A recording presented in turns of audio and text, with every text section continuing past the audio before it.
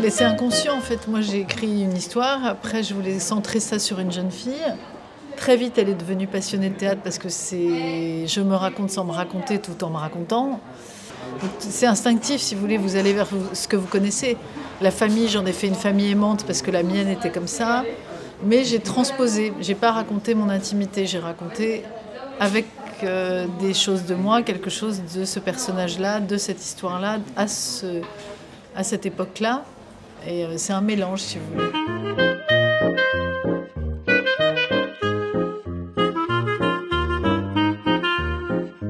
Mais ça me touche beaucoup le débat parce que les gens, ils ont complètement saisi. Quand on fait un premier film avec un parti pris aussi fort, je ne savais pas si les gens allaient comprendre, si l'émotion allait passer, si les gens, ils ont l'air de rire au moment où j'ai rêvé qu'ils rient, au moment où j'ai rêvé qu'ils soient émus, ils ont l'air émus. Parfois, à la fin, il y a des gens qui font ah comme je pensais qu'ils pouvaient peut-être le faire.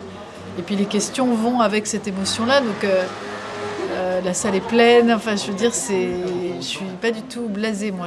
À chaque fois que j'arrive avant un débat, je me dis pourvu qu'ils aiment, peut-être ils n'ont pas aimé, peut-être. Donc quand c'est que des questions, c'est même souvent aussi plus des réflexions sur l'amour qu'ils ont pour le film que des questions. Donc moi, c'est que émouvant pour moi.